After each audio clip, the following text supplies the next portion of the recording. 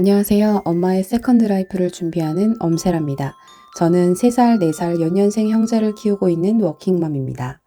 여러분은 1년에 호캉스를 얼마나 자주 가시나요? 저는 호캉스를 꽤나 좋아하는 사람 중 하나였어요. 하지만 저희 남편은 왜 내 집 놔두고 돈 몇십만 원씩 주면서 밖에서 잠을 자냐는 주의였어요. 그래서 사실 결혼하고 아기 갖기 전 2년 동안은 호캉스를 둘이 가본 적이 단 한 번도 없어요.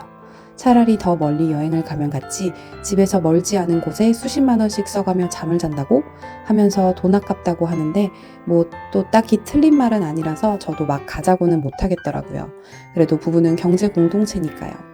하지만 임신과 출산, 육아를 한 이후론 제가 하도 힘들다는 핑계를 대서 몇 번 가긴 했었어요. 임신했을 때 한 번, 첫째 낳고 그 해에만 2번, 그리고 2년간은 가까운 국내 여행 갔을 때 리조트 정도만 가다가 올해 3월에 육아휴직급여 사후지급금으로 한 번 다녀왔네요. 결혼하고 6년 동안 6번이면 적당히 간 건가요? 사실 저도 호캉스를 좋아하긴 하지만 하룻밤 자는 데에 돈 5, 60만 원씩 내는 게 맞는 것인가에 대한 의문이 있긴 했어요. 어렸을 때 엄마 아빠 돈으로 여행 갔을 때는 몰랐지만 내가 돈 내는 입장이 되니까 다들 이 돈을 내면서 간다고? 하는 생각이 매번 들기도 했어요. 매번 호캉스 가는 사람들은 나 말고 싸게 예약하는 방법이 있나? 하고 말이에요. 그리고 경매와 공매로 토지 투자를 시작하면서 호캉스에 돈이 더 아깝다는 생각이 더 강해지더라고요.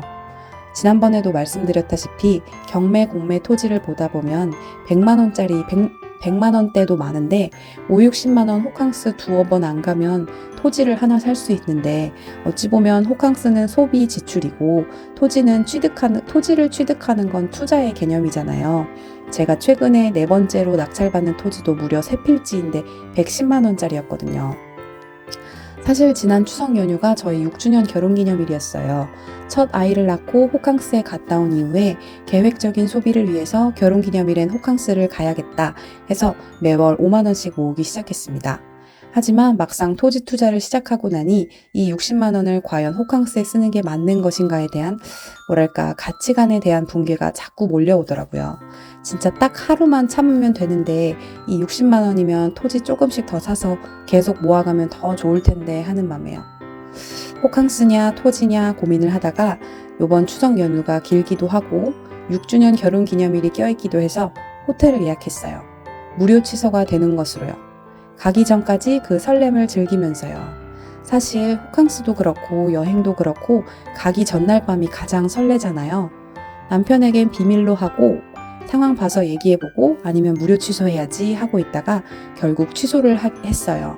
9월 말에 복직 1주년 기념으로 엄마 아빠를 모시고 여행을 가기로 해서 여기에 그 결혼기념일 적금을 써야겠다 했는데 추석 연휴 때 저도 모르게 예약을 하게 됩니다. 남편은 근무라서 저와 아이들만 친정에서 하룻밤 자고 집으로 돌아오는 길에 아이들이 차에서 잠에 들어버렸지 뭐예요. 그냥 잠깐 바람 쐬러 갔다 올까 했다가 갑자기 지름신이라도 온 건지 남편에게 1박하고 올지도 모르니까 짐 다 챙겨 나와 해서 급하게 당일 예약이 되는 호텔을 알아보게 됐어요. 저와 아이들은 어차피 친정에서 하룻밤 자고 온 터라 하루 정도 다른 데서 자도 되는 짐을 갖고 있었으니까요.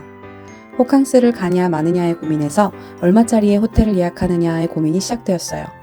조금 더 저렴한 20만 원대의 A호텔과 예전부터 한번 가보고 싶었던 50만 원대의 B호텔. A호텔에 가면 돈을 아낄 수 있고 B호텔은 돈은 더 들지만 예전부터 가보고 싶은 호텔이었고요.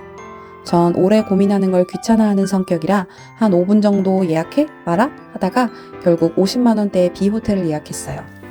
결과는요, 너무 잘 즐기다 왔어요. 예전에 알쓸신잡에서도 한번 나왔었는데 사람들이 호캉스에 열광하는 이유가 호텔에 가면 일상의 근심 걱정에서 해방된다고 하잖아요. 오래 살던 곳에는 상처가 있다. 집에 있으면 청소도 해야 되고 빨래도 해야 되고 밥도 차려야 되고 설거지도 해야 되고 하지만 호텔에 가면 일단 눈에 보이는 게 단순화되어 있으니까 크게 생각하지 않아도 되고 청소하지 않아도 되고 돈이면 다 해결되는 그런 세상. 아이들도 아직 3, 4살밖에 안 됐는데 호텔 가니까 막 흥분해서 너무 좋아하고요. 결론은 B호텔을 예약하는 바람에 돈은 더 썼지만 A호텔이 아니라 50만 원대의 B호텔을 가길 너무 잘했다 이거였어요. 돈을 아끼는 것도 좋지만 돈을 아껴서 궁극적으로 불리는 이유는 행복하기 위해서인데 이렇게 행복 비용을 조금씩이라도 모아야겠다는 생각이 더욱 간절해지더라고요. 그러면 내가 이렇게 호텔을 또 가려면, 나아가 해외로 호캉스, 아니 해외여행을 길게 가려면 도대체 어떤 식으로 돈을 더 불릴 수 있을까 하는 생각을 더 하게 된 거 보면 호캉스가 단순히 소비 지출이 아니라 투자였던 게 아닐까라는 소심한 변명을 해봅니다. 호캉스가 다다익선일지는 모르겠지만 어떤 책에서는 호캉스에만 2천만 원 투자해서 그 컨텐츠로 또 다른 사업을 하고 계신 분도 있다더라고요. 어떻게 보면 호캉스 한 번으로 토지 한 필지를 날린 것일 수도 있지만 또 다른 기회가 올 거라 믿고 있어요. 그럼 오늘의 영상이 공감이 되셨다면 구독과 좋아요, 알림 설정 부탁드립니다. 감사합니다.